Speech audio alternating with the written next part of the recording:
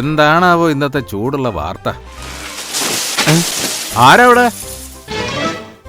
ഒരു മരം മുറിച്ചതാ. വീട് പണി തുടങ്ങാൻ പോവാണല്ലോ. ഇത് ശേഖരണന്റെ സ്ഥലമായിരുന്നില്ലേ? അങ്ങനെ വിറ്റോ? വിറ്റു. ഒരു ഗൾഫുകാരനാ വാങ്ങിയത്. വീട് പണി പെട്ടെന്ന് തുടങ്ങും. ആണോ? നല്ലൊരു തണലായിരുന്നു. അത് പോയി കിട്ടി. ഇനി ഏതവനാണോ വരാൻ പോകുന്നേ? പിന്നെ അപ്പുറത്തെ വീട്ടിലെ മരത്തിന്റെ തണൽ ഇവിടെയാണല്ലോ. ഇത് ചുമ്മാ ഒരു കഴപ്പ്, അല്ലാതെന്ത്? ഇവിടെ എന്താ ഒരു വെളിച്ചം വെച്ച പോലെ? ശേഖരണന്റെ പറമ്പിലെ മരം മുറിച്ചതാ. അങ്ങനെ സ്ഥലം വിറ്റു. ഏതോ ഗൾഫുകാരൻ അവിടെ വീട് വെക്കാൻ പോവാണല്ലോ. ഓ, ഇനി ആ പണി കഴിയുന്നത് വരെ ഇവിടെ ഒച്ചയും ബഹളവും ആയിരിക്കും.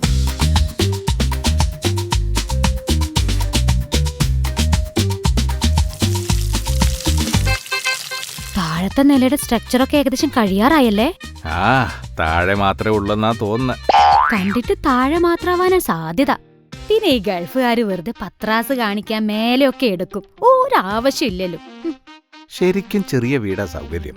അതാവുമ്പോ എളുപ്പത്തിൽ വൃത്തിയാക്കി വെക്കാൻ പറ്റും. ഇതൊക്കെ വല്ല അറബിയും പറ്റിച്ചുണ്ടാക്കിയ പൈസയാവുന്നേ. അപ്പൊ പിന്നെ ഒന്നും നോക്കാതെ ചെലവാക്കാലോ. പോരാത്തതിന് ലോണും എടുത്തിട്ടുണ്ടാവും. എന്നിട്ട് ഇവിടെ വന്ന് ഷോ കാണിക്കും. ആരാണാവോ ഇതിന്റെ എഞ്ചിനീയർ?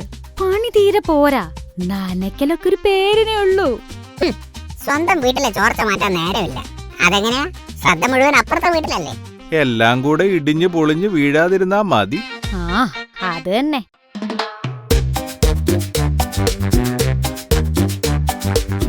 വലിയ വീടൊക്കെ ഉണ്ടാക്കിയിട്ടിട്ട് എന്താ കാര്യം? ഒരു കാറ് മര്യാദയ്ക്ക് കയറ്റാൻ സൗകര്യമില്ല. ഗേറ്റിനാണ് വീതിയില്ല. അവസാനം കാർ ഇവിടെ വെച്ചോട്ടെ എന്നായിരിക്കും ചോദിക്കുക. നമ്മളൊക്കെ നാട്ടിൽ അന്തസ്സായിട്ട് ജോലി ചെയ്യുന്നവരാ. ഇത് അന്യനാട്ടിൽ പോയി വല്ലോന്റെ വീട്ടിൽ അടുക്കളപ്പണി ചെയ്തിട്ട് കാശുണ്ടാക്കി ഷോ കാണിക്കുന്നതാ, അല്ലാതെന്ത്? ബാലു, ശരിക്കും അയാൾക്ക് എന്തായിരിക്കും ജോലി? അത് പിന്നെ കഴിഞ്ഞ ആഴ്ച ഞാൻ കണ്ടിരുന്നു.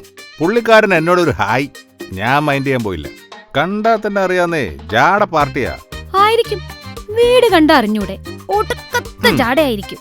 കൂടെ കുറേ മേക്കപ്പ് ഇട്ടൊരു സാധനത്തിനെയും കണ്ടിരുന്നു. ഭാര്യയാവും. അവളുടെ കൈയില്ലാത്ത ബ്ലൗസും 1.5 അടി ഉയരമുള്ള ചെരുപ്പും. ആരേലും ഇന്നത്തെ കാലത്ത് ഇത്രയും മേക്കപ്പ് ഒക്കെ ഇടുവോ? ഭയങ്കര ഓവറല്ലേ? ആണോ? പക്ഷെ എനിക്കങ്ങനെ തോന്നിയില്ല. എന്തോ ഒരു ചന്തമില്ലേ അവളെ കാണാൻ. ആ കണ്ണും ആ ചുണ്ടും.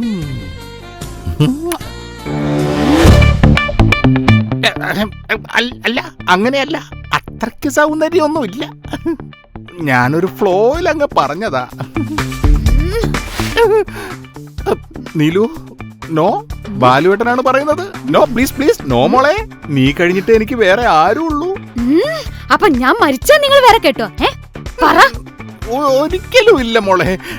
അവടി താഴത്തിട്ടെ. ഇനി വേറെ പെണ്ണുങ്ങളുടെ കാര്യം വീട്ടിൽ സംസാരിക്കോ? ഇല്ല മോളെ, ഒരിക്കലും ഇല്ല. അവടി താഴെയിടൂ പ്ലീസ്.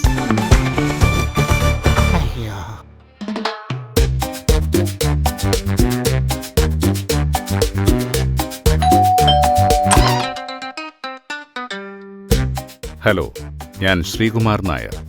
ഇതെന്റെ വൈഫ് ലതാ നായർ. ഓ, മനസ്സിലായി. അപ്പുറത്തെ പുതിയ വീട്ടില് നീലു. മോളെ നീലു, ഇതാരാ വന്നിരിക്കുന്നത് നോക്കിയേ. ഇരിക്കെ. ഓ, താങ്ക് യു. നിനക്ക് മനസ്സിലായില്ലേ? ഇവരല്ലേ നമ്മുടെ പുതിയ അയൽവാസികള്. നമസ്കാരം. ഗൾഫിലായിരുന്നല്ലേ? അതെ. ഗൾഫിൽ എവിടെ? മൊറോക്കോയിൽ എൻ്റെ ഒരു ഫ്രണ്ട് ഉണ്ട്, സുനിയർ. മൊറോക്കോ സുനിയർ എന്ന് പറഞ്ഞാൽ എല്ലാവരും അറിയും. മൊറോക്കോ ഗൾഫിലല്ല, ഞാൻ ദുബായിലായിരുന്നു. എന്റെ ആങ്ങളയുടെ വീട് ഏകദേശം ഇതുപോലെയാ. ഒരു 12,000 സ്ക്വയർ ഫീറ്റ് ഒക്കെ വരും. അതെ, കേട്ട് കാണും, കുവൈറ്റ് കുട്ടൻ. അതെ. ബൈ ദ ബൈ, നിങ്ങൾക്ക് എത്ര കുട്ടികളാണ്? ഞങ്ങൾക്ക് ഒരു മോളേ ഉള്ളൂ. അവൾ ലണ്ടനിൽ പഠിക്കുക. ഓ, എന്നിട്ടാണോ ഇത്രയും വലിയ വീടൊക്കെ ഉണ്ടാക്കി വെക്കുന്നേ? ശരിയാ, വെറുതെ ഒരു ഡെഡ് ഇൻവെസ്റ്റ്മെന്റ് ആണല്ലോ. അയ്യോ, ഇത് ഞങ്ങളുടെ വീടല്ല, ഹോസ്റ്റലാണ്. ഒരു വരുമാനം ആയിക്കോട്ടെ എന്ന് കരുതി. ഞങ്ങൾ നാളെ തന്നെ തിരിച്ചു പോകും. ഹോസ്റ്റലോ? അയ്യോ, ഇനി ഇവിടെ ആകെ പ്രശ്നമായിരിക്കും. ഒച്ചയും ബഹളവും. അയ്യയ്യേ. ഒരു പ്രശ്നം ഉണ്ടാവില്ല സർ. വർക്കിംഗ് ലേഡീസിനുള്ള ഹോസ്റ്റലാണ്. ഒരു 25 വയസ്സിന് മുകളിലുള്ള നല്ല അച്ചടക്കവും പക്വതയും ഒക്കെ ഉള്ള സ്ത്രീകൾ മാത്രമേ ഉണ്ടാവൂ. I guarantee that. ലേഡീസ് ഹോസ്റ്റലാണോ?